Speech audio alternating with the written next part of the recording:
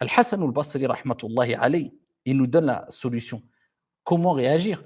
Ça y est, je prends conscience que j'ai fait des dégâts dans mon passé. La mort, elle va venir soudainement, on n'a pas le choix. Ou du moins, elle va venir rapidement. Si elle ne vient pas soudainement, dans tous les cas, elle viendra rapidement. Les jours passent vite. On a un exemple avec Al-Hassan al-Basri toujours, rahmatullahi alayh. On raconte qu'il a croisé un homme qui était connu pour sa négligence, pour son égarement, et qui avait pris de l'âge. Et il lui dit, ne sais-tu pas, n'as-tu pas pris conscience que tu as pris le chemin et que tu t'approches de la fin du chemin. Tu arrives au bout du chemin. En lui expliquant que ça y est, la mort est proche. Tu crois que tu vas aller jusqu'où? 70, 80, 100 ans, 120, tu vas aller où? Ça y est, il y a l'âge qui est passé, tu es toujours dans la négligence, tu n'as pas pris conscience de cela. Il l'exhorte. La personne, elle dit à Hassan al-Basri, rahmatullahi alayhi, Inna lillahi wa inna ilayhi raji'un. Il a eu cette prise de conscience et il lui dit cette fameuse parole qu'on dit quand il nous arrive une musiba.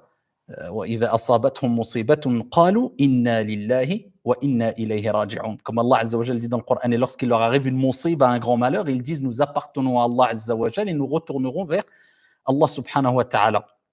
Et donc cette personne, donc elle a compris que c'était une musiba parce qu'elle l'a dit quand elle a été sensibilisée par Hassan al-Basri quand il lui a rappelé que réveille-toi, le chemin, tu l'as pris.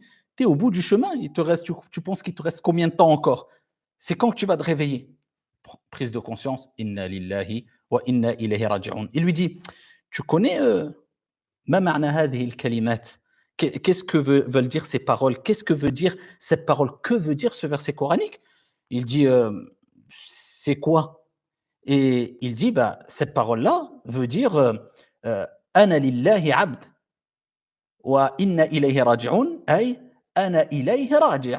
Ça veut dire je suis un serviteur d'Allah Azza wa Jal, j'appartiens à Allah subhanahu wa ta'ala et je vais revenir vers Allah tabaraka wa ta'ala. Et il lui dit, si tu sais que tu es un serviteur et que tu retourneras à lui, puisque tu as prononcé cette parole. Donc il l'exhorte en lui disant, quelque part, d'accord, tu as dit cette parole, mais comprends bien cette parole. Ô combien sommes-nous ceux qui disent des paroles, des adhkar quelquefois, des évocations, des invocations, mais on ne comprend pas la profondeur de cette invocation, ni même le sens profond, ni même le sens apparent, et on ne comprend pas pourquoi ça n'a pas d'impact dans nos vies. Quand tu prononces Inna lillahi wa inna ilayhi raji'un, faut comprendre ce que ça veut dire. Quand tu fais une dua, quand tu dis Subhanallah, Alhamdulillah, Allahu Akbar, faut comprendre le sens de ces paroles si tu veux vraiment vivre avec et qu'ils puissent avoir un impact fort dans ta vie et dans ton cœur et dans ta foi. Il lui dit donc ça veut dire que tu reconnais appartenir à Allah, être un serviteur, un servant d'Allah subhanahu wa ta'ala, et tu reconnais que tu vas retourner vers lui. Donc à ce moment-là, il lui dit Al-Hassan al-Basri, si tu reconnais cela, alors sache que ici tu reconnais que tu seras interrogé par Allah Azza wa Jal, puisque tu reconnais que tu vas retourner vers Allah Azza wa Jal, donc tu vas te présenter devant Allah subhanahu wa ta'ala. Et si tu reconnais cela, que tu seras interrogé auprès d'Allah subhanahu wa ta'ala, alors prépare pour cette situation une réponse adéquate. Il lui dit, tu seras interrogé, tu vas te présenter devant Allah Azza wa Jal. Donc prépare ce que tu vas dire à Allah subhanahu wa ta'ala le jour du jugement, le jour de cette grande rencontre. Et il dit, et maintenant c'est quoi la solution? Avec ce que j'ai fait dans mon passé, tout ce que j'ai fait, tous les égarements que j'ai eus, maintenant je prends conscience. Là j'ai passé, je suis certes au bout du chemin, proche de la mort. Il lui dit, mal makhraj maintenant, elle est où la sortie, l'issue, c'est quoi la solution? Et il lui dit, ahsin fi ma baqi yughfar laka ma mada. Ahsin fi ma baqi. Agis de manière bonne, avec excellence, de la meilleure des manières. Fima baqi, dans ce qu'il reste, pour les jours qu'il reste.